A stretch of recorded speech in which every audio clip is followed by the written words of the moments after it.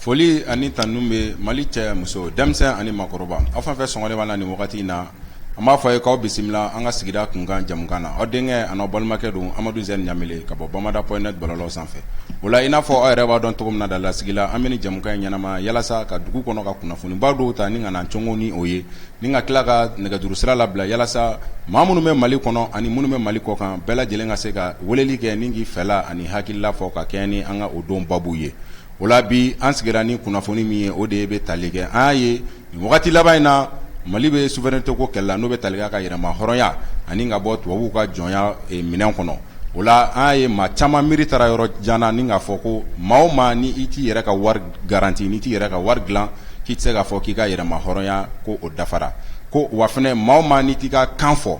ko filiwalekan de bɛ i da k'i tɛ se k'a fɔ k'i ka yɛrɛma hɔrɔnya ko o dafara o de la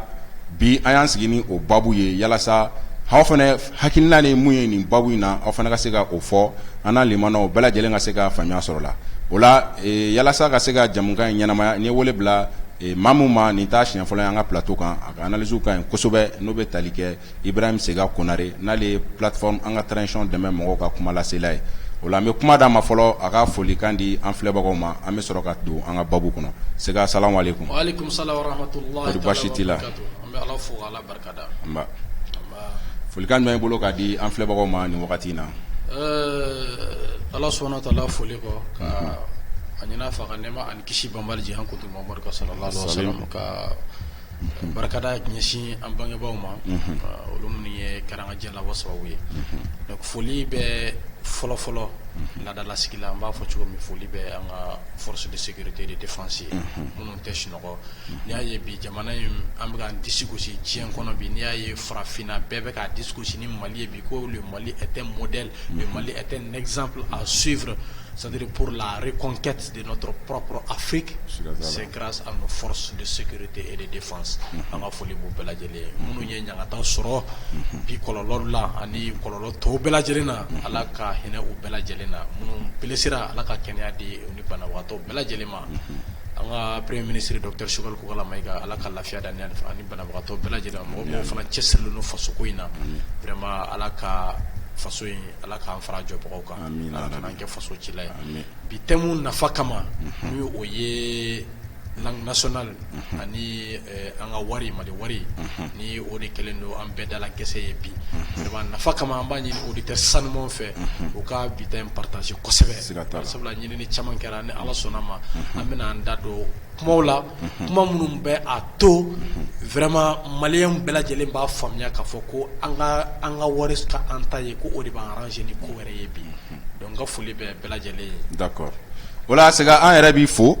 ɲani an ka don an ka ɲininkali gafew kɔnɔ an filɛbagaw minnu sɔgɔlen b'a la an b'a ladɔnniya k'a fɔ ko tagalen ɲɛfɛ sɔɔni an bɛna ale nɛgɛjuru sira labila yalasa aw fana ka se ka weleli kɛ ka aw fɛla walima ɲininkali minnu b'a la ka kɛɲɛ ni an ka babu ye ka se ka kuma ni o la Sega walasa faamuya caman ka sɔrɔ a la jamukan sigida kunkan ale ye jamukan min an tɛ invité dɔrɔn wele ka na k'u dɔrɔn fɛla ɲininka an bɛ jamanaden bɛɛ lajɛlen de hakilina yalasa a ka cari an bɛɛ ka jɛ ka kuma a ko kɔnɔna la o la yanni an ka don an ka babu kɔnɔ an ne a n'an filɛbagaw an n'an bɛ jɛ ka na vidéo dɔ lajɛ vidéo mun an yalala ka don Bamakɔ kɔnɔ ni ka taa maaw ɲininka u hakilina la Mali ka nin wari dilanni ko la ani ka taa maaw ɲininka fana an ka kalanw ka na an yɛrɛ ka kan na an ka kunnafoniw ka to ka di an ka kan na maaw ye jaabi minnu sɔrɔ k'o fɔ aw ni ne an ka jɛ k'o lajɛ miniti damadɔni an bɛ segin an ka plateau kan ka tɛmɛ n'an ka babu ye. Aba degela e maninga le an ka kan a kɛɲi kosɛbɛ n'an man ka kan ta an ma bɔ jɔnya la n'i ka kan lɔn o kɔrɔ y'i yɛrɛ lɔn de diɲɛ fɛn fɛn développé a bɛ développé la fa kan de lɔn o tɛ kelen de n'i fa o de kɛɲi an k'an denw kalan fa kan na n'o kɛra an bɛ bɔ jɔnya la an bɛ bɔ mɔgɔya la an bɛ k'an yɛrɛ ta ye diɲɛ yɔrɔ yɔrɔ ka kɛlɛ fɛn de a ye fa kan de ta fɔlɔ ni min fa kan ta fo ka taa diɲɛ wuli i bɛ jɔnya de la o tɛ kelen de an ka wari an k'an ka fara maliyɛn bɔ Mali ta n'an ka wari dilan ka kan ta de o jɔnya bannen ye pewu n'i y'a min bɛ kɛ jɔn ye ko dɔ de b'a dilan ka d'i ma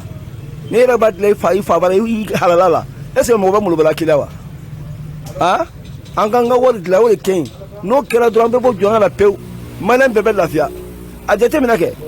10 000 francs o joli ye ne ma kalan sa mais to mɔgɔ kalan ne ko 1000 de 2000 an ta de 8 francs ta de an bɛ bɔ jɔnya la cogo di n'an ka wari dilan san bolo de kɔnɔ min y'an bolo o bɛ k'an ta ye faamalen tɛlɛ yan i bɛ 1000 sɔrɔ i bɛ tele 5 kɛ ka dama mais bi i bɛ 1000 sɔrɔ CFA la bilahi i bɛ taa so sini sɔgɔma tɔgɔ 200 de k'e to de bɛ kɛ mɔgɔ ye wa hami b'i fa den b'a bolo hami b'i fa i tɛ si dan sɔrɔ i y'a faamu an k'an ka wari dilan k'an ka kan ta n'o kɛra diɲɛ yɔrɔ i bɛ lafiya i ma wuranda ye wa wuranda alhamdulilayi wuranda lafiyara bi a bɛ kɛ fɛn caman dilan yɛrɛ mun y'a kɛ a fa kan ta k'a wari dilan an fana ka segin an fa kan ma o de ka d'an ye n'o kɛra sisan faransi bɛna baarakɛdenya k'an fɛ yan mais tant que n'an m'an ka kan ta k'an ka wari dilan bilahi an tɛ bɔ jɔyɔrɔ la fo ka taa dugukolo meleke an bɛɛ bɛ sa k'an to mɔgɔ bolo mɔgɔya la i y'a faamu o tɛ kelen ye. Mangara ne bɛ yan Dibida sugu kɔnɔ. Vraiment Mangara an bɛ fɛ ka ɲininkali min kɛ o de ye k'a dɔn yala Mali kalan ka na an yɛrɛ ka kan na a nafa bɛ se ka kɛ jumɛn ye jamana yɛrɛ kɔnɔ. An ka kan na an fa kan na danbe se ka tɛmɛ o kan hɔrɔnya se ka tɛmɛ o kan ɲuman se ka tɛmɛ o kan i yɛrɛ y'i fa ka kalan bonya bɛ da i kan tanga bɛ da i kan fɛn bɛɛ bɛ da i kan mais n'e taara walikan kalan est-ce que e tɛ ka mɔgɔ wɛrɛ de ka kan kalan est-ce que o ye bonya ye wa e m'a ɲɛ cogo o cogo n'i bɛ mɔgɔ wɛrɛ ka kan kɛ k'a fɔ est-ce que o bɛ se ka ɲɛ komi i yɛrɛ ta wa o tɛ yen i yɛrɛ mana i yɛrɛ ka kalan kɛ o de ɲɔgɔn tɛ o de ye faso kanu ye o de ye yɛrɛ dɔn ye o de ye bonya ye an ka wari ka kan yɛrɛ tɛ an ka wari kun an ta ye fɔlɔ n'a seginna ka na an ta yɛrɛ tugun o de fana ɲɔgɔn fila tɛ yen Mali kɔnɔ bi n'i y'a mɛn ko bɛ kan na an faso kɔnɔ yan an ka wari in t'an ta ye jamana wɛrɛ wari b'an bolo n'a sɔrɔ an ta y'an ta ye foyi tɛ yen mun bɛ se k'an tɔɔrɔ yan o tɛ yen an ka wari ka kan ta o de ka d'an ye n'o kɛra fana an ka danbe b'o la an ka hɔrɔnya b'o la an ka fɛn bɛɛ b'o la ne jumɛn ne tɔgɔ Demba n jamu ye Kuma ye n ye commerçant ye inshallah an ye k'a fɔ ko an ka jamana kɔnɔ maa caman bɛ k'a laɲini ko an ka kalanw ekɔlisow la kalanw ka kɛ an yɛrɛ ka kanw na an ka todunkanw na yala e fɛ o miiriya ye miiriya ɲuman ye wa ani n'i ka sɔrɔ miiriya ɲuman don a nafa bɛ se ka kɛ mun ni mun ye jamana yɛrɛ kɔnɔ ani kalankɛdenw yɛrɛ ma. ayiwa i ka ɲininkali a diyara n ye ala ka sababa bɛn ma ala ka sababa bɛn ala ka hɛrɛ k'an ye i ka ɲininkali y'a ɲɛna ne kɔni ka faamuya na an ka kalan k'an yɛrɛ kan na avantage b'a la avantage fɔlɔfɔlɔ ye jumɛn ye misali hali ni faama nana ou bien ni masakɛ nana n'a bɛ dusukolo min fɔ n'i ye jamana in lajɛ kɛmɛ kɛmɛ i bɛ taa sɔrɔ maa 90 a si tɛ tubabukan mɛn a si tɛ nansarakan mɛn peut-être maa 10 de bɛ nansarakan mɛn bon i bɛ se ka ko faamu i bɛ kan min mɛn n'i tɛ kan min mɛn i bɛ se ka mun faamu o la o y'a fɔlɔ ye a filanan ye jumɛn ye ni i yɛrɛ ka kan a b'i ka hɔrɔnya sabati a b'i ka danbe sabati o ye ne ka faamu ye parce que an y'a ye jamana minnu commencera k'a kɛ olu y'a nafa ye a hinɛ bɛ don ɲana a tin bɛ don ɲana o ye ne ka faamu filanan ye bon o de an ka wari k'an yɛrɛ ta ye nafa b'a la kosɛbɛ parce que ni wari kɛra i yɛrɛ ta ye an ka jamana minnu bɛ yen nɔ ni i ka wari yɛrɛ ta ye Nijera filɛ nin ye a ka wari yɛrɛ ta de farafina bɛ ɲɛ bɔlen b'a fɛ sisan Ghana filɛ nin ye i ka wari yɛrɛ ta de Laginɛ filɛ nin ye i ka wari yɛrɛ ta de Algérie filɛ nin ye i ka wari yɛrɛ ta de bon jamana fɛn fɛn bɛ yen n'i ka wari yɛrɛ ta ye a nafa a tɛ se ka fɔ ka ban o ne kɔni hakilila ye ne kɔni ka faamu na bɛɛ an ka wari ka bɔ CFA la ka tila ka bɔ IMOA la an ka danbe ka segin a ma o ye ne ka faamu voilà an yɛrɛ ka wari kɔni kana an yɛrɛ ka wari o de ka di ne ye. bon an b'a fɔ fana toujours alhamdulilayi rabbil alamin o hakilina min talen ye o ye n'o sabatira fɛn ma ɲi k'a bɔ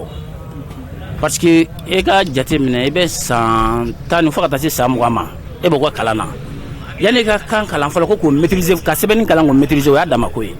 k'ale kan fana kalan k'a maîtriser hali sisan n ka lycéen caman bɛ yen nɔ o yɛrɛ tɛ kan yɛrɛ maîtriser tubabukan ninnu maîtriser a ɲɛ ma yɛrɛ bon n'a fɔra k'an ka kan vraiment a kalanni ani i kɛlen ka baara sɔrɔ a la cila la olu bɛ ɲɔgɔn da fɛ quoi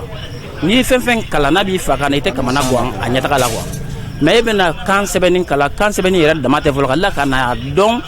a kɔrɔ ye fɛn min ye ko k'o maîtriser ko ka tila k'e bɛ baara la fɛn min ka tila k'o fana kalan sijɛ bɛ bɔ i kunna dɛ n terikɛ o ye yɔrɔ jaabi ye ka ɲi kojugu toujours n b'a fɔ la n bɛ arabukan dɔ wɛrɛ n b'a fɔ ko alhamdulilayi rabbil alamin an kun b'o yɔrɔ de fana nɔfɛ an ka Asimina ka gouvernement an k'u fo k'u waleɲuman dɔn adamaden tɛ se ka taga ɲɛ fiyewu n'i ka kan ani ka wari tɛ n'a fɔra k'an ka kan kalan n'an ka wari t'an bolo c'est comme zéro mais n'an ka kan fɔ n'an ka kan kalan Ala k'an ka wari k'an bolo an sago b'a la mais hali bi n'a fɔra k'an ka kan kalan Ala k'an ka wari CFA b'an bolo hali bi tɔw bolo b'an kɔnɔ na d'an ma tila o la dɛ wari ko nin kɔni n'o sabatira kɔni an bɛ Ala fo an b'a ɲɛ Ala fo k'a barikada an b'a tɔ fo k'a barikada Ala ka si diya. Ok, i n'a fɔ an yɛrɛ bɔra ka jaw lamɛn cogo min na Sega Konare an ye maa caman ka kɔrɔfɔ la olu y'a jira k'a fɔ an ka segin an ka kan ma k'an ka kalanw k'an ka kanw na ka kunnafoniw ka di an ka kan na wa k'an yɛrɛ k'an ka wari fɛnɛ bɔ k'an ka wari garanti ko de bɛ jamana in ka yɛrɛma hɔrɔnya segin a ma 100% na o la Sega n bɛna kɔrɔfɔ fɔlɔ min d'i ma o ye de e yɛrɛ i n'a fɔ i bɔra ka an balima minnu lamɛn sisan e yɛrɛ ka sentiment kɛra jumɛn u ka kɔrɔfɔw la. Bon, d'abord, c'est un sentiment de joie, un sentiment de fierté, c'est-à-dire fier d'être malien, d'accord, et un sentiment surtout de changement. Nimba yera ka fɔ ko yɛlɛma mun kuma fɔra Mali kura ko mun fɔra, vraiment c'est un phénomène qui est en train d'être enraciné vraiment dans la tête des gens. C'est-à-dire kuma mun fɔra n'a fɔra ko an ka taa Mali kura la, vraiment a bɛ ka don bɛɛ lajɛlen a ye bɛɛ hakili minɛ déjà. Maintenant tɔ ye de an ka baara kɛ n'a ye, an bɛ baara kɛ n'a ye cogo jumɛn na, an ka autorité au gun quand on a d'affaires. Donc avec au sentiment de dîner maintenant wariko ta fanfɛla la ni ko ko wari a ye fɛn ba fɔ dɛ parce que an y'a kuma fɔ yan ka caya an ko ko pour que ka se ka souveraineté économique sɔrɔ souveraineté monétaire ngo il faut que i ka dugu a k'i ta ye fɔlɔ i ka sécurité lakana o ka k'i ta ye fɔlɔ donc alhamdoulilah lakana bɛ ka taga ɲɛ cogo min na disposition minnu talen don pour garantir la souveraineté vraiment territoriale donc o b'an permettre an ka se ka chemin wɛrɛ ta an nɔfɛ n'o o ye souveraineté économique ni an b'a fɔ ko la souveraineté monétaire aussi bɛ misala di ma wari mun bɛ an kunna bi n'an bɛ k'a dun ni o ye tɔw b'a fɔ ma ko franc CFA ni u yɛrɛ y'a fɔ a daminɛ fɛn créé wagati ko franc des colonies c'est-à-dire franc des colonies françaises d'Afrique c'est-à-dire ko u ka jɔnya u ye jɔnya juru mɔgɔ minnu kan na ko nin ye olu ka nafolo de ye donc wari n'i y'a a création jate minɛ ni n bɛ fɛ ka don a historique la dɔɔni pour que k'a yira u la kun jumɛn na tubabuw y'u banban walasa ka anw ka jɔnya juru sere kosɛbɛ ni CFA in ye mun de la u bɛ ka ko bɛɛ lajɛlen kɛ walasa an kana bɔ CFA in kɔnɔna la ka taga an yɛrɛ ka wari kɔnɔna la deuxième guerre mondiale wagati ka daminɛ 1939 la ka taga ban 1945 la a wagati misalala kɛlɛ kɛlɛba de kɛra n'aw hakili b'a la farafinna yɛrɛ ye Faransi dɛmɛ a ko la kosɛbɛ fo u dɛsɛra an ka mɔgɔ minnu taara kɛlɛ kɛ u dɛsɛra olu sara kɔrɔ fo u y'a dɔw faga an y'a kuma dɔw kɛ yan ka tɛmɛ Sénégalais tun caman b'a la tirailleurs sénégalais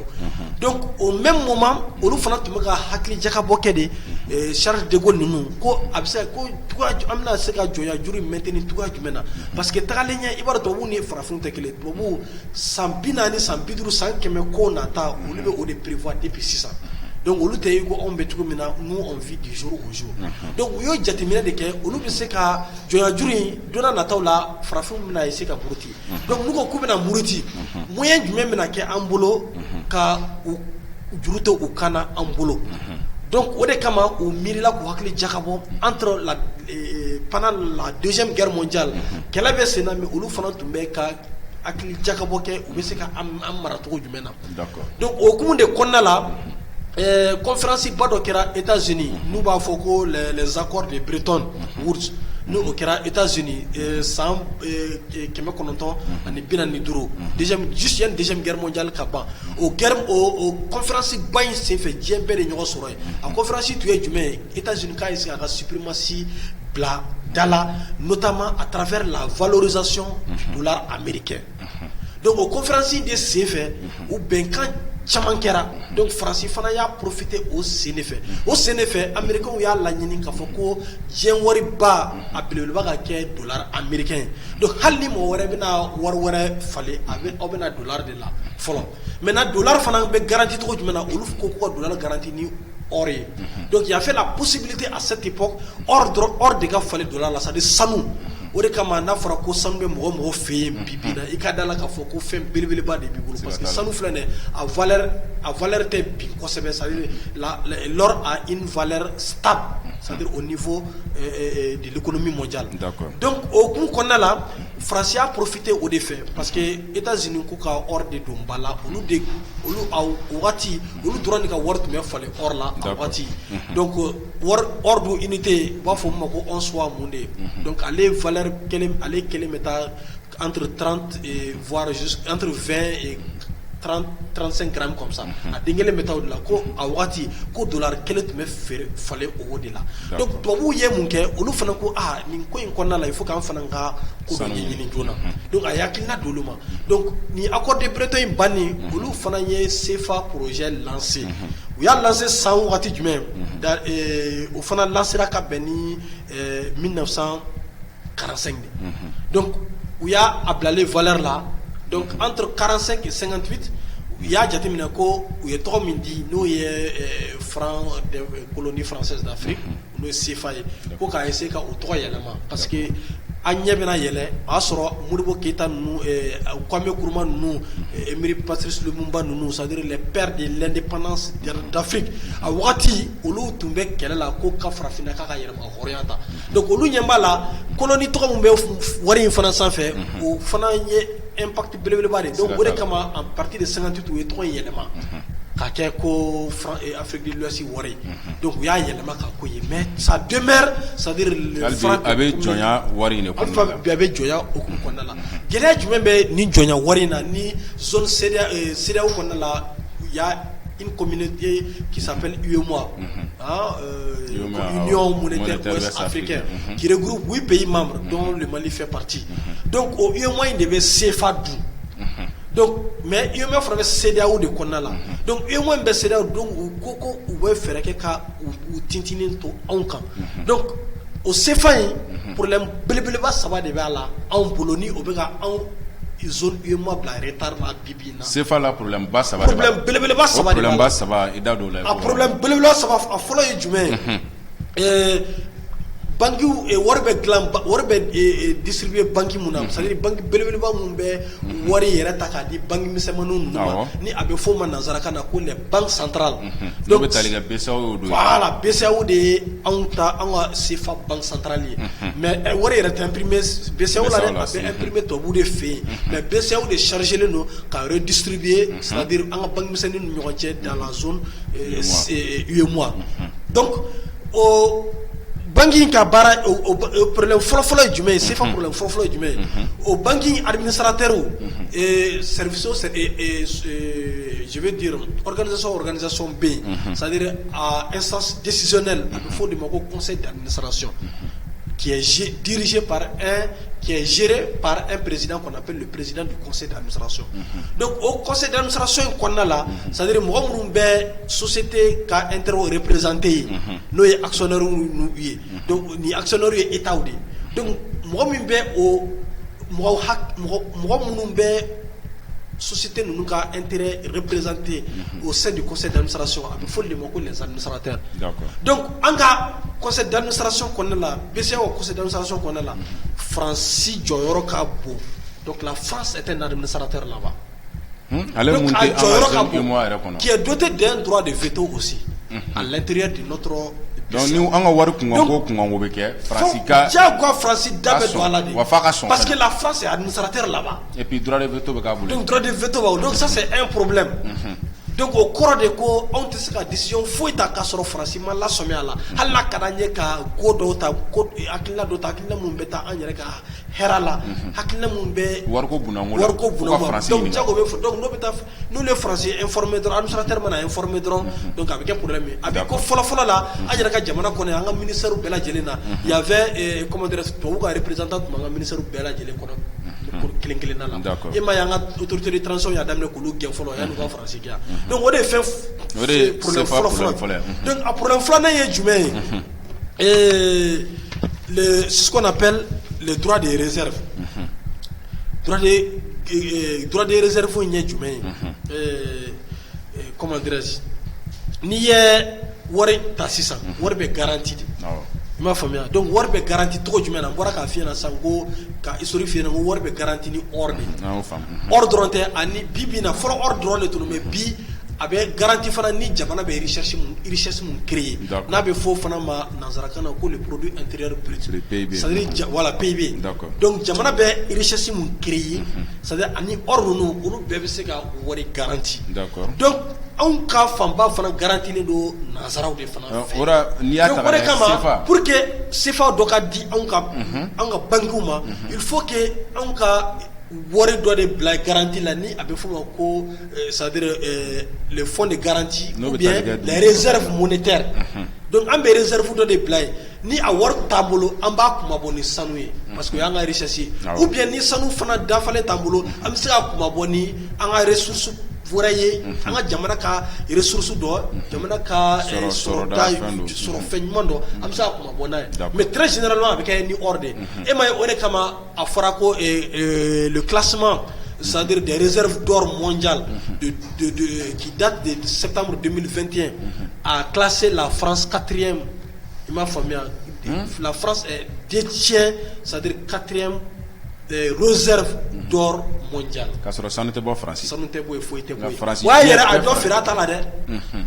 Quand Nicolas Sarkozy to fanga la waati min na entre 2004 et 2009 Nicolas Sarkozy ye 20% feere a la. O de y'u jigin ka na 4e position in na. Donc o bɛ se ka faamuya cogo jumɛn na ça veut dire que i ma ye 94 u ye CFA in dévalué wa u ye CFA valeur bi misala n'a fɔra ko sanu gramme kelen de tun bɛ don CFA kunkɔrɔ c'est-à-dire a dévalué k'a kɛ ko dorénavant sanu olu ka gramme kelen a bɛ kɛ fo gramme 2 bɛ 3 ye o de ye dévaluation ye donc a nafolo bi donc o ye fɛn filanan ye gɛlɛya filanan ye CFA ko la o ye gɛlɛya filanan ye gɛlɛya sabanan ye jumɛn ye les réserves d'échange aussi wari falen faleni bɛ kɛ ni sanu ye a bɛ kɛ ni wari fana ye donc bibi na wari mun bɛ du an ka jamana kɔnɔ yan an ka wari dɔrɔn tɛ wari wɛrɛw bɛ na mais a bɛ falen donc o falen ni ninnu fana c'est-à-dire le trésor français aussi c'est-à-dire le dépôt le compte d'opération o b'a fɔ compte mun ni économiste b'a a yɛlɛma wari bɛ dépôt kɛ a bɛ ta an mago bɛ hakɛ mun na an b'o ɲini u b'o di an ma banque ni banque centrale cɛ ani an ka banque centrale fana ni trésor français cɛ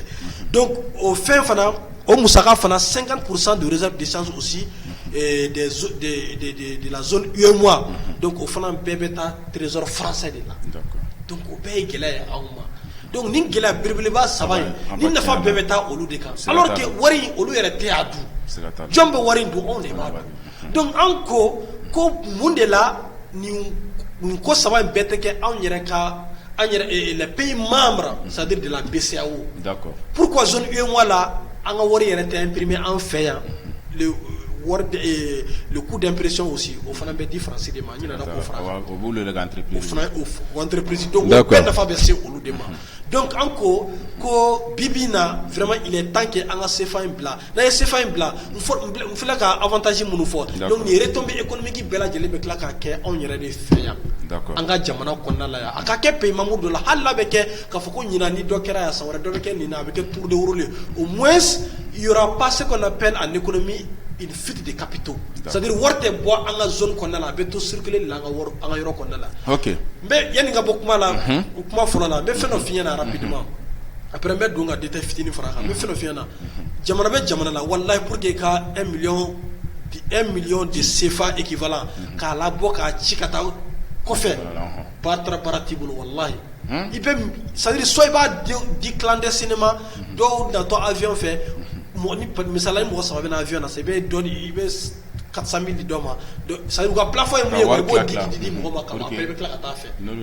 donc an ka tunkarankew caman bɛ arabu la olu caman bɛ wari labɔ ten de parce que a man ɲi c'est pas bon i ka wari y'i ta ye o bɛɛ de b'i ka économie fana développer i fɛ yen d'accord i y'a faamuya ok hakili la faamuya caman sɔrɔla sɛgaka ni walawalali ninnu na an filɛbaga minnu bɔra ni k'u sɔgɔna sisan an bɛ segin k'aw ladɔnniya k'a fɔ ko bi jamukan o de bɛ tali kɛ k'a fɔ ko an yɛrɛ ka an ka wariw dilan ni ka tila ka an ka kalanw ani an ka kunnafoniw ka di an yɛrɛ ka todunkan cɛninw na ko yala aw yɛrɛ hakilila ye jumɛn o la an b'aw ladɔnna ni maa minnu bɛ fɛ ka weleli kɛ k'a fɔ ko an ye nɛgɛjuru sira o labila n'o bɛ tali kɛ 89 56 55 52 na minnu bɛ fɛ k'an wele ni ka farankan minnu kɛ aw b'an wele whatsapp kan an bɛ sɔrɔ la appel normal tɛ o la siga an b'a ye k'a fɔ wariko kelen kɛlɛ tɛ sen na kanko fana kuma bɛ sen na yanni an ka don kanko kɔnɔ i jɔ n ka fitinin fara nin ko in kan quoi c'est à dire mun b'a yira maliyɛnw na k'a fɔ ko an ka ɲi ka taga an ka wariko la halisa wari nafa bɛna kɛ wari nafa tɛ ban c'est à dire n'i y'a ye tubabuw dɛsɛlen don k'u tigɛ tintinin bɔ an kan misalala en 2019 il était prévu en 2020 ko CEDEAO ka wari ka yɛlɛma ka taa ECO la e b'a dɔn mun y'a bali parce que a waati 2019 a dɔ de tun bɛ CEDEAO ɲɛmɔgɔya la donc a y'a sen da qu'avec Macron u y'u précipité ka déclaration kɛ k'a fɔ dɔrɔn k'a kɛ comme genre ni franc CFA de bɛ bɔ yen dɔrɔn k'a yɛlɛma ka kɛ ECO ye donc heureusement a y'a sɔrɔ an ka pays francophone caman bɛ jɔnya juru la olu caman bɛ tubabu su oui c'est des sous-préfets de la France mais les pays anglophones ninnu a waati olu de ko non ko olu tɛ se ka jɛn n'o ye ni olu b'u ka wari bila kɔni ko il faut que ça soit c'est-à-dire sur de très bonnes bases solides donc n bɛ mun f'i ɲɛna tubabu filɛ nin ye u ka économie liélen don farafinna de la c'est-à-dire prévu bɛɛ y'a jira a prévu fɔlɔ ye jumɛn ye n'i ye jateminɛ kɛ u b'a fɔ fɛn dɔw ma n'i ye tubabu ka économie jateminɛ surtout kɛrɛnkɛrɛnnenya la France parce que olu de tɛgɛ jalen don an gɔnɔ la donc an b'olu de dévoiler kɛnɛma bɛɛ lajɛlen k'u da lɛfɛ kɔnɔ mɔgɔw k'a ye tubabuw ka juru u balani don k'u bɛ an dɛmɛ u bɛ juru ta ka karan kana jagoya alors que olu yɛrɛ fɛ yen c'est-à-dire u ka chiffre de 2022 u ka chiffre y'a jira k'a fɔ ko juru min b'olu yɛrɛ kana nin waati na la dette extérieure c'est-à-dire ça dépasse les 900 milliards d'euros. juru min bɛ France yɛrɛ kana tandis que au même moment Mali ta cayalenba tun ye 85 milliards de francs CFA euro tɛ dɛ mais CFA donc juru b'olu yɛrɛ kana olu ma se k'u yɛrɛ ka juru sara olu de bɛna anw dɛmɛ o tuma an t'an ɲɛ yɛlɛ k'a lajɛ halisa e dɛmɛbaga yɛrɛ coronen don ka tɛmɛ e kan halisa o de b'a la k'o bɛna e dɛmɛ malgré que an ka nin wari ninnu bɛɛ bɛ ka d'u ma donc u yɛrɛ ɲɛmaa la k'a fɔ ko ni nin fɛn ninnu bɛɛ lajɛlen bɔra u bolo ko c'est un problème n tɛ da o dɔrɔn ma deuxième indicateur le produit intérieur brut n y'a f'i ye cogo min an ka jamana kɔnɔ richesse c'est-à-dire o évaluation san o san o évaluation bɛ kɛ les chiffres de 2021 c'est-à-dire de 2020 de la France mais c'est à la baisse. C'était dans les 7, moins 7, et quelques %. Contrairement au même moment, en cas Mali qu'on a watté, en PIB était au-dessus de 3 et quelques %. Ça veut dire que les richesses pas en faire. Donc les richesses pas en faire. Il y a chaque fois en fois ko amanga o samunta ko ka tra dit pour moi ou ka nga war garantie. Muna anta ki ka yere garantie. Yani nga tante kon denkelen ta ka ɲɛsin mɔgɔ wɛrɛ ma k'o kɛ fɛn ye pour que an tɛ temps ta ka ɲɛsin yɛrɛ ma n ka n yɛrɛ kɛ fɛn ye donc ninnu de ye dalu ye dalu mun ni an b'a di maliyɛnw ma k'a fɔ ko yanni an ka continuer ka tubabuw ka richesse augmenter vraiment an ka a k'an yɛrɛ ye donc autorités on les interpelle sur ce plateau vraiment bɛɛ lajɛlen kununa nin wagati la bɛɛ lajɛlen ɲɛ b'a la k'a fɔ ko CEDEAO ko in a taara ka dan kɛ ka ban CEDEAO y'an poussé k'an bila ligne rouge la a tɔ ye d'an k'an pan ligne rouge kunna sisan donc il est temps que vraiment an ka bɔ nin kɔnɔna la an yɛrɛ k'an ka wariw créer déjà nous sommes de bons termes avec deux grandes puissances qui ont des veto au niveau des Nations Unies, notamment la Russie et la Chine. Donc ils sont suffisamment prêts pour garantir, c'est-à-dire notre future monnaie. À l'époque, Allemagne, Venezuela, nous guerre mondiale tɛmɛnen, nous bɛka wari tun bɛ garanti, nous bɛ tun kɛlen k'u ka réserve blabla États-Unis ni jamanaw, États-Unis ninnu de la k'u ka wariw garanti. Mais u bɛɛ tila ka faamuyali kɛ u bɛɛ y'u ka fɛnw retirer. u b'u ka sanu des tonnes de sanu bɛɛ lajɛlen u y'a bɛɛ récupérer ko u yɛrɛ b'u ka fɛnw garanti pourquoi anw fana tɛ wuli bi ko an fana ka taa an ka réserve nɔfɛ n'u y'u ban k'a di on va lancer les procédures internationales pour récupérer entre temps an ka yɔrɔ fɛn minnu bɛ an b'olu kɛ k'an ka fɛnw garanti d'accord et c'est bien et bien possible d'accord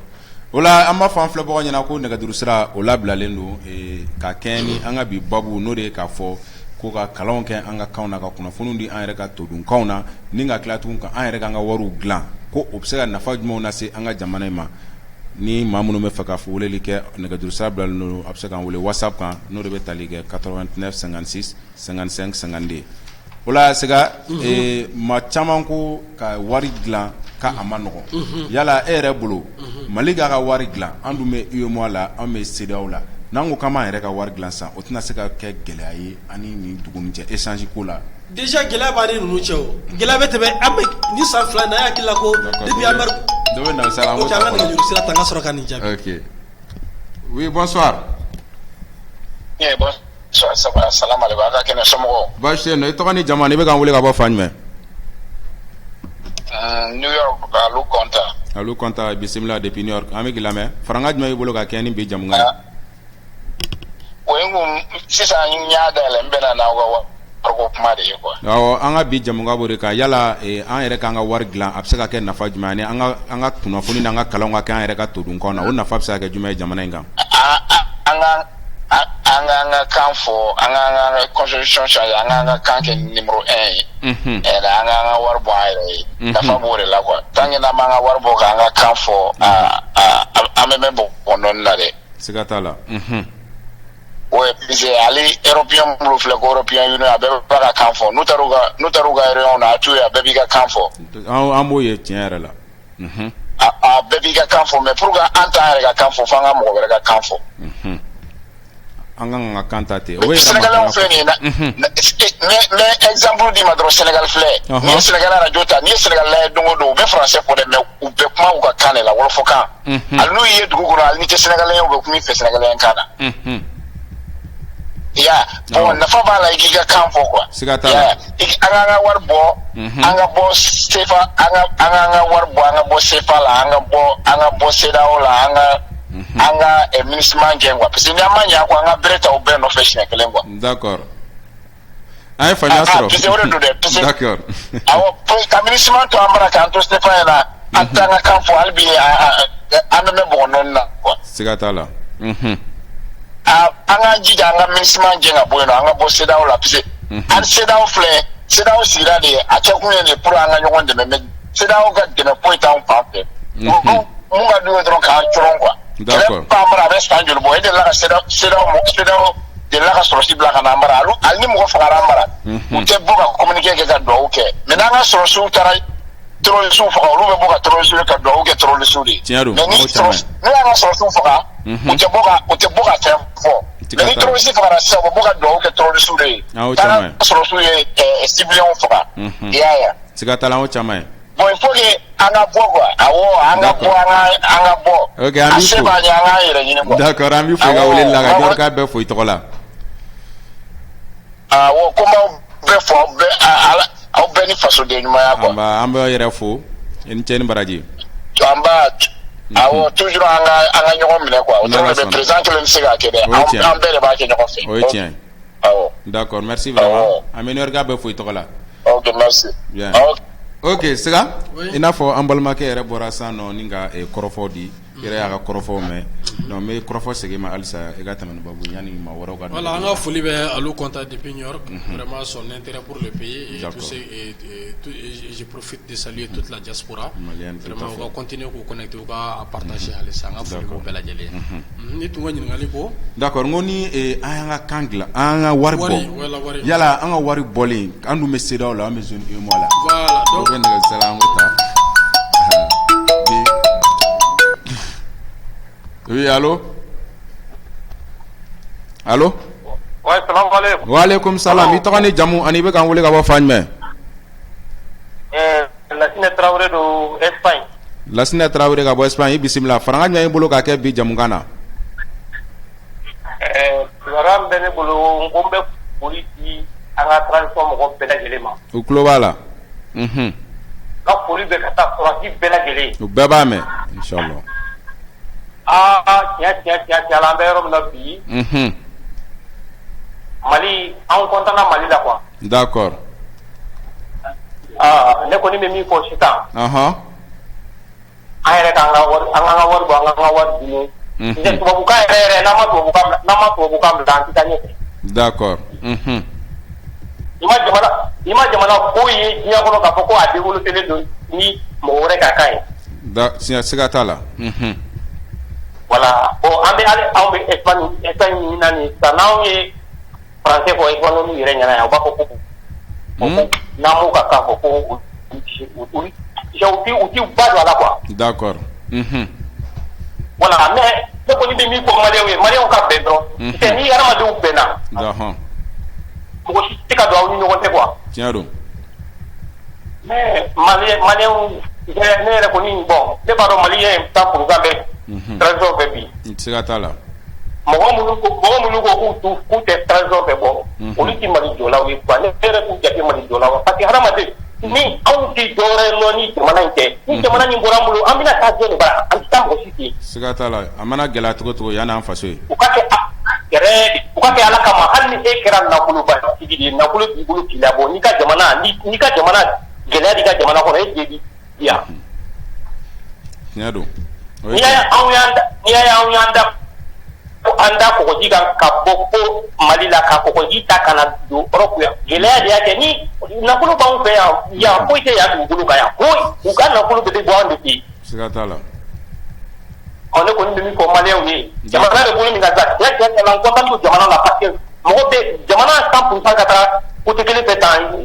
bon ne kɔni bolo c'est 100% de don minnu t'a la ne yɛrɛ t'olu jate bilen jamana 100% de taara côté kelen fɛ tan. D'accord an ye faamuya sɔrɔ kɔrɔfɔw la. Voilà an ka jɛ ka transition soutenir an kɔni ka soutenir an b'u soutenir de. D'accord o diyara an ye an b'i fo kosɛbɛ ka Espagne ka bɛɛ lajɛlen fo i tɔgɔ la. I ni ce faso la. Bon bɛn ne kɔni amina bɛn de don kɔni an kɔni bɛ an sigi k'aw lajɛ. N'Ala sɔnna. Ni mɔgɔ min ko k'i tɛ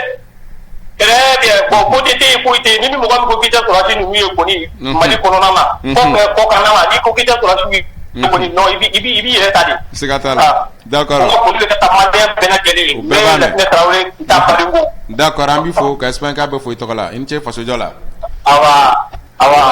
Maa minnu bɛ k'an lajɛ halisa ko nɛgɛjuru sira labilalen don an ka bi babu o de bɛ tali kɛ k'a fɔ ko an ka kalanw ani an ka kunnafoniw ko k'olu kɛ an yɛrɛ ka kan na ani ka an yɛrɛ ka wariw bɔ yalasa ko jamana yɛrɛma hɔrɔn ka segin ma walasa an bɛ kɔrɔfɔ segin ma. Voilà an ka foli bɛ Latinɛ Tarawele fana depuis Espagne et toute la diaspora aussi. D'accord. Donc i ko est ce que ka bɛna se ka gɛlɛya ye ani CEDEAO cɛ. Ani gɛlɛya tɛ tɛmɛ ni CEDEAO ka taa in kan. Déjà gɛlɛya sera fɔ ligne rouge la ka ban donc il y a aucun problème. C'est-à-dire pour moi la rupture même est déjà consommée. Parce que danaya tiɲɛna i b'a dɔn jɛ la fɛn min ka gɛlɛn o danaya de. Siga t'a la. Ni danaya tiɲɛna ni ɲɔgɔn cɛ dɔrɔn c'est comme a bɛ kɛ patikolonjɛ ye quoi. E sigiɲɔgɔn e ka danaya mɔgɔ o ye sɔnna ko e janfa ka taa tulo bilen dɔ nɔfɛ fo kɔgɔji kɔfɛ e cɛ nin ye ko gɛlɛn ye dɛ CEDEAO bɛɛ ka sɔn nin ma u ɲɛ bɛ injustice la halisa mɔgɔ min tɔɔrɔlen don ka u bɛ tila ka n'o tigilamɔgɔ deli ko patron ko tiɲɛ don tiɲɛ b'i bolo mais i delila yɛrɛ de halisa i muɲu c'est à dire tulo bilen k'a tintin ka halisa dɔɔni cɛ o tɛ se ka ɲɛ dɛ donc déjà c'est à dire on est au bout de souffle déjà le soleil est au zénith c'est à dire e bɛ an kun cɛmancɛ de la ka se ka tɛmɛ nin kan tuguni. D'accord. I y'a faamuya. C'est quand même ta. Voilà an bɛ don babu kɔnɔ. Oui salam alaikum. Salam alaikum.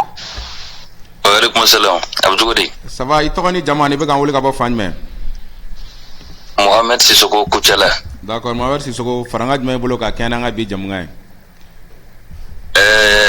Ne bɛ n ka babu daminɛ ni ɲininkali de fɔlɔ. N'o kɛra taalen ɲɛfɛ ayiwa an fana bɛ sɔrɔ ka an ka farankanw kɛ. N'Ala sɔnna an bɛ k'i lamɛn. N bɛ bɛɛ lajɛlen fo fɛn fɛn sɔgɔlen bɛ an na nin waati in na an ka foli b'aw bɛɛ lajɛlen ye. Bɛɛ b'a mɛn foli diyara n ye. N b'an ka invité yɛrɛ fo kosɛbɛ a ka babu bɛɛ lajɛlen ɲɛna fo ka se nin waati in ma. Siga t'a la a tulo b'i la. Hakili la yanni émission kun ka ca a bɛna caman fɔ an ɲɛna an bɛ se ka faamuyali sɔrɔ mun na. N'Ala sɔnna. A bɛ ten a kumana fɛn fila kan a kumana wariko kan a kumana kanko kan. Siga t'a la. kanko jɔyɔrɔ ka bon kosɛbɛ parce que ale bɛ jateminɛ kɛ n'i y'a ye u b'a fɔ k'an ka muso furu so yɔrɔ dɔɔni kun b'a la nka kanko fana jɔyɔrɔ ka bon kosɛbɛ parce que a kɛ ko ye au moins denw minnu bɛna bɔ i la olu ka se ka i ka kan dɔn donc o yɔrɔ ninnu kɔnɔna kɔni an tɛ se ka sɔsɔli kɛ kanko la kanko nafa yɛrɛ de ka bon maa o maa n'i b'a fɛ ka bɔ nɔgɔ la kɔni kan in kɔni i b'o matarafa de. D'accord. Ne ka ɲininkali ye min ye misaliya la n'an ko sisan ko ka kan ninnu to yen sisan ko k'an ka kan valoriser c'est très normal o kan yɛrɛ kosɛbɛ mais maintenant i b'a sɔrɔ sira dɔw fana b'anw fɛ yen kanko bɛ na o yɔrɔ in na o yɔrɔ ninnu an bɛ na olu kɛ cogo di i n'a fɔ misaliya la diinɛ sira fɛ yarɔ an bɛ seliw ni sɔrɔw kalan kan wɛrɛ de fana la an bɛ na olu fana ta ɲɛnabɔ cogoya jumɛn na o ye n ka ɲininkali ye.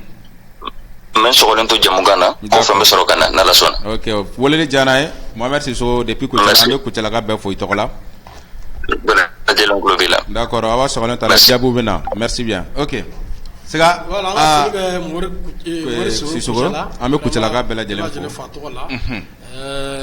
A ye ɲininkali dɔ kɛ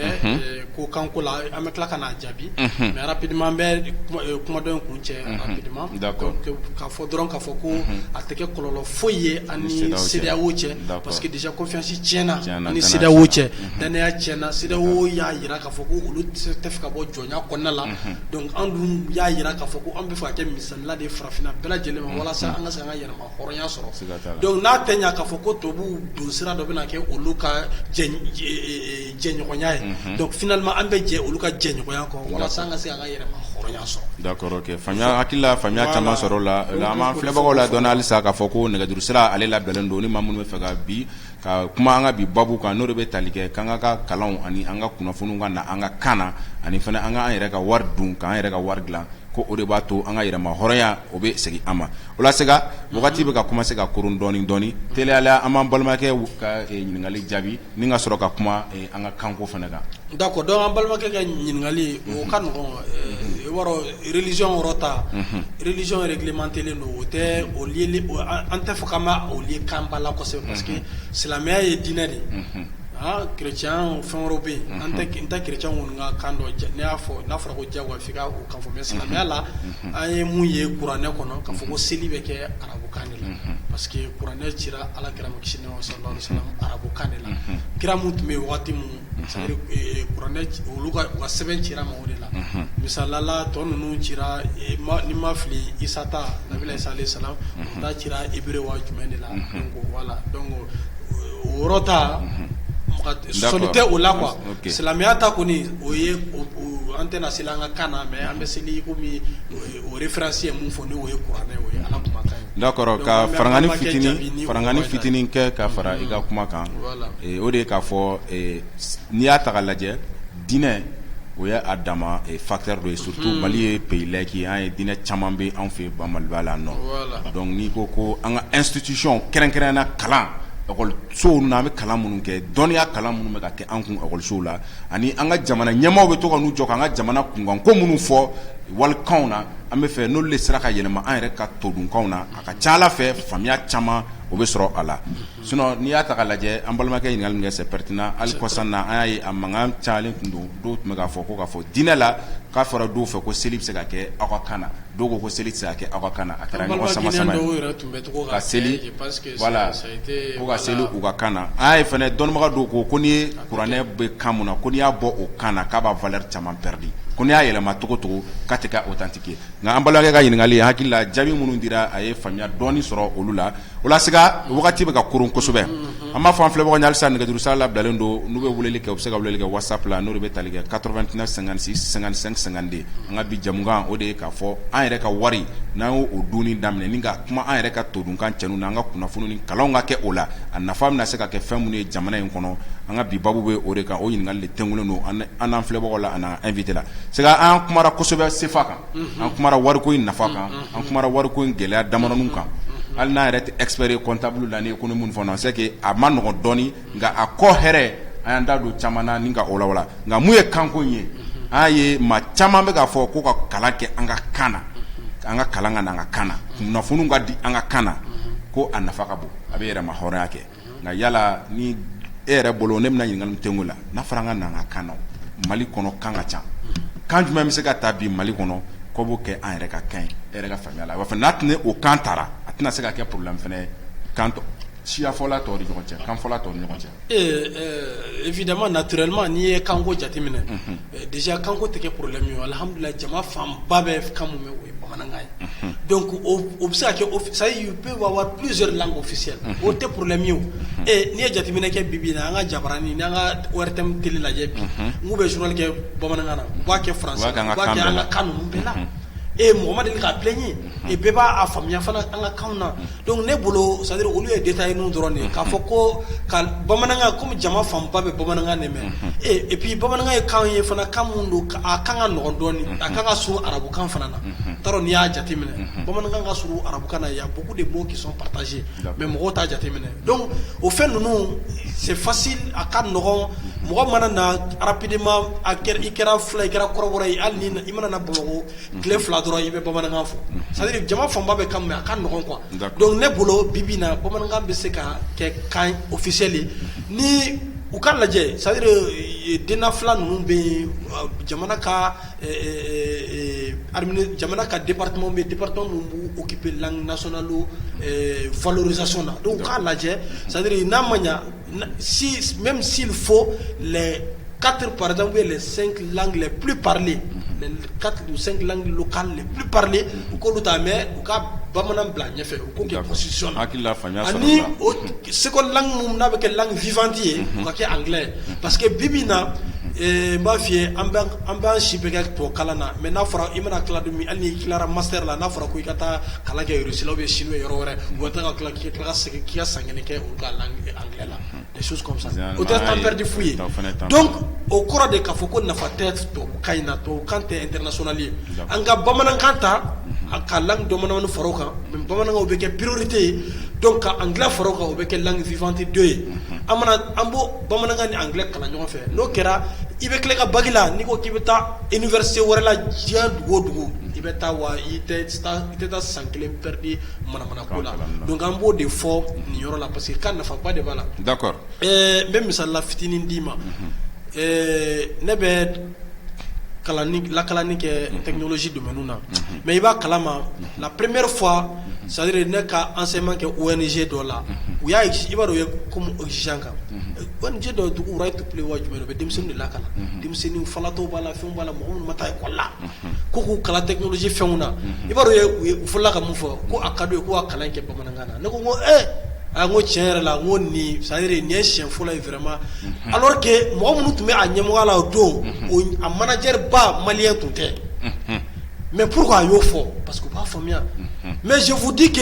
i b'a a ɲɛfɔ bamanankan na cogo min na c'est à dire a n'a ka faamuya ani u ka se k'u yɛrɛ sɔrɔ pratique la si tɛ kɔrɔya si ye c'est vite fait quoi mais e b'a kalan e bɛ k'i bɛ si kɛ tubabu kalan ka tila k'a fɔ ko ka taa c'est un problème wali kan de don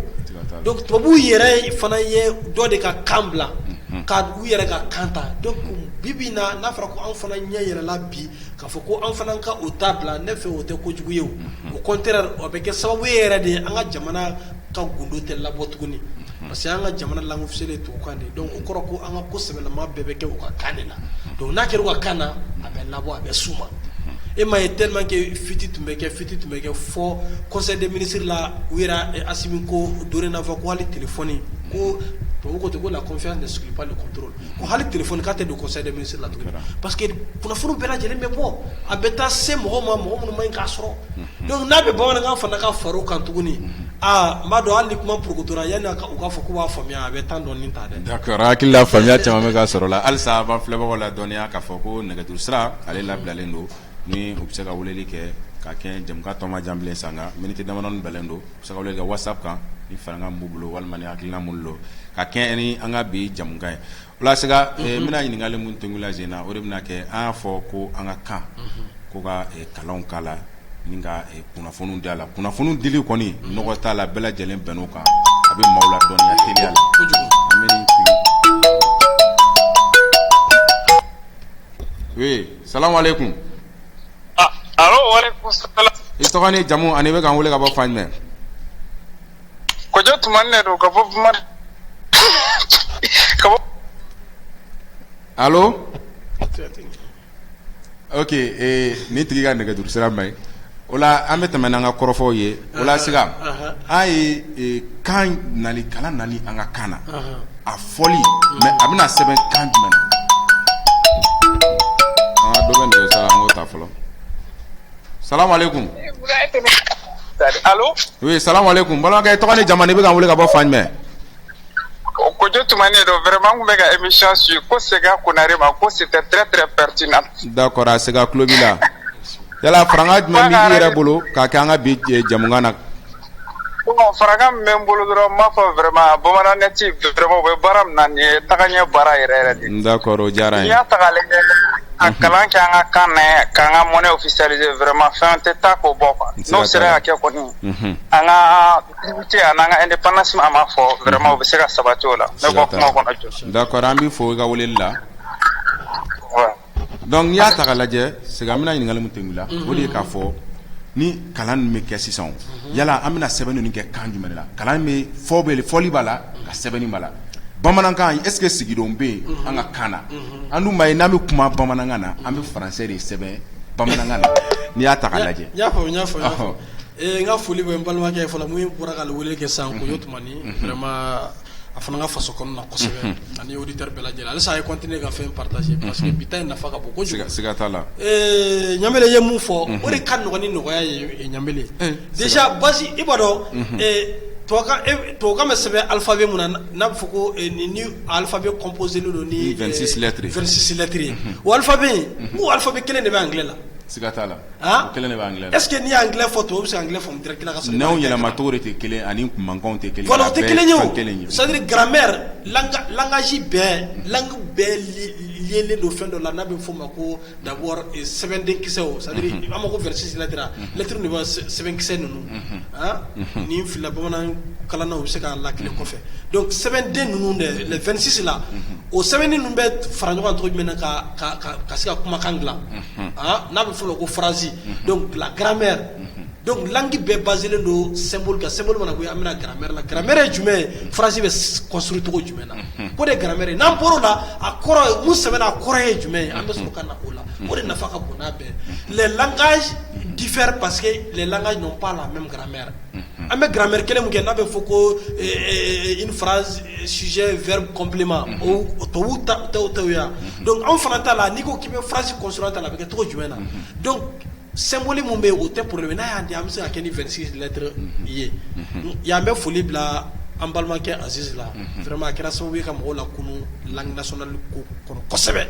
donc o 26 lettres an bɛ se k'a utiliser an bɛ se ka jumɛn wɛrɛ utiliser an ka langue dɔ bɛ yen ko nko an bɛ se ka nko utiliser o ne bɛna nko filɛ nin ye recherche scientifique y'a jira an ka chercheurs scientifiques n'a fɔra ko scientifique mɔgɔ hakili la ko tubabu dɔrɔn de ye scientifique tubabu dɔrɔn tɛ dɛ l'Afrique est le berceau de l'humanité o kɔrɔ ko dɔnniya in dɛ a bɔra farafinna de fɛn ba de bɔra farafinna adamadenya daminɛna farafinna de donc nko ni ye nko jateminɛ sisan nko bɛ se ka fɛn dɔw sɛbɛn c'est pas possible chercheurs y'a jira k'a fɔ nko c'est-à-dire hali tubabu chercheurs yɛrɛ ko nko bɛ se ka fɛn ba de kɛ mais ni misali la d'i ma ne ko sisan e bɛ se k'o sɛbɛn tubabukan na o sɛbɛn ma nɔgɔ ou bien e bɛ se k'o sɛbɛn tubabukan na non an b'o dɔn ni THRU an bɛ fɛn dɔ de k'a la ten mais i b'a kalama ko olu bɛɛ caractère bɛ nko la wa o bɛɛ de bɛ nko la donc on a le choix soit an bɛ nko ta ka o don ba la déjà nko ye sira sɔrɔ nko ye sira caman sɔrɔ ou bien an bɛ bamanankan sɛbɛn i ko an bɛ alphabet 26 lettres alphabet ninnu les 26 lettres de l'alphabet la an b'o utiliser k'an ka fɛn sɛbɛn ne bɛ misali tubabu ye américains yɛrɛ ye anw ka kan don valeur la ka tɛmɛ anw yɛrɛ kan munna a ma mɛn kosɛbɛ Google ye bamanankan don u ka moteur de recherche la i bɛ se ka bamanankan sɛbɛn i b'a fɔ a phonétique i b'a fɔ a b'a sɛbɛn Google kelen kelen n'i bɛ taa i bɛ taa an bɛ recherche kɛ tubabukan na ni anglais la Google y'a don ba la mɔgɔ wɛrɛw bɛ ka an ka kan ta k'a don ba la anw yɛrɛ sigilen don sunɔgɔ la alors qu'an bɛ se ka baara kɛ n'a ye pourquoi an t'a kɛ n'a ye parce que i b'a dɔn américains filɛ nin ye ils ont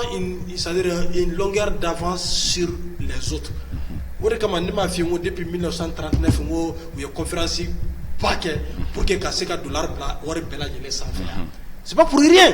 donc n'i y'a ye u bɛ ka na